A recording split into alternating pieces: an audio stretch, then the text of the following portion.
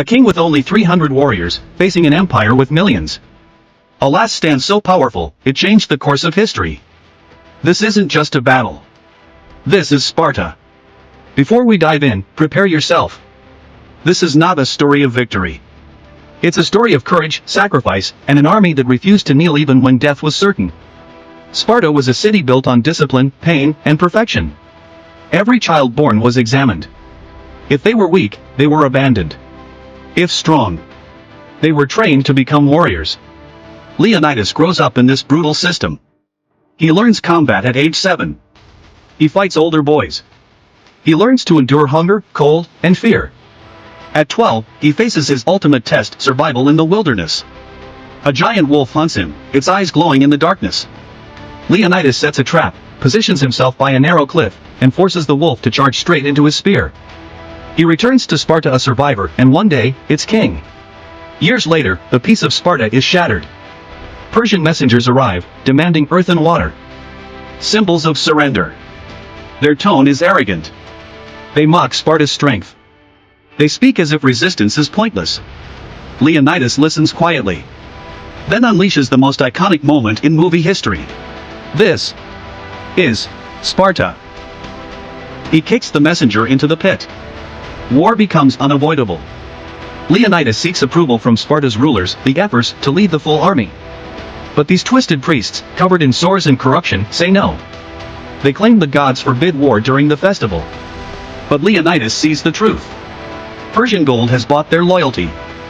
He returns home frustrated, but not defeated. His wife, Queen Gorgo, gives him strength. Only Spartan women give birth to real men. Her words ignite his resolve.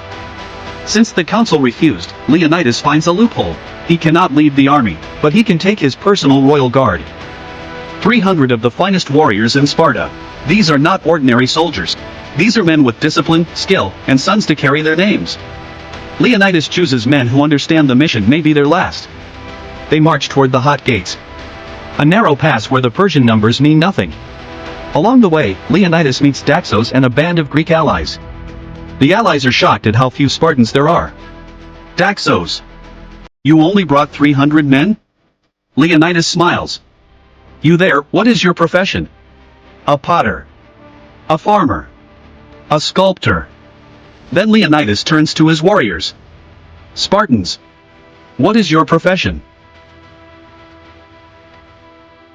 Point proven. The Spartans are the army. At Thermopylae, the landscapers narrow the battlefield. The Spartans build a defensive wall of stone and broken bodies. The Persian infantry charges. Hundreds at first, then thousands. But the Spartans fight like a machine. They use their shields as one, their spears in perfect rhythm. The Persians crash into them and die in waves.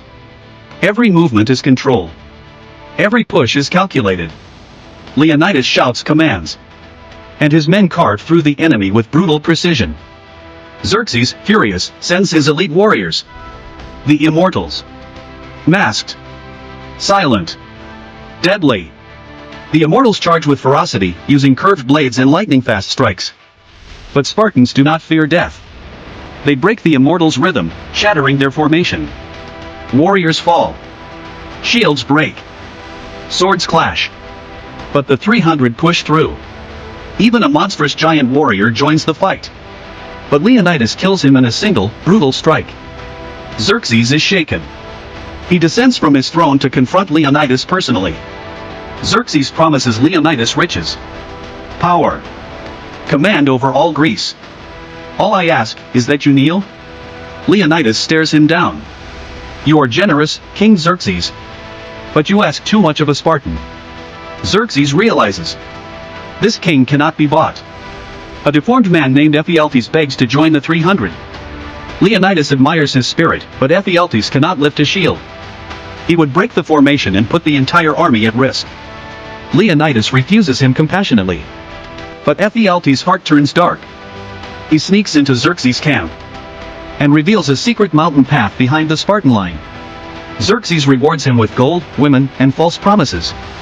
At dawn, Leonidas learns he is surrounded. He sends the allies home. But he and the 300 remain. Not for victory, but for honor. The Persians attack from all sides. Arrows darken the sky. The ground shakes. The Spartans fight until their last breath. Leonidas locks eyes with Xerxes. He throws his spear. It slices the god king, drawing blood. The myth collapses.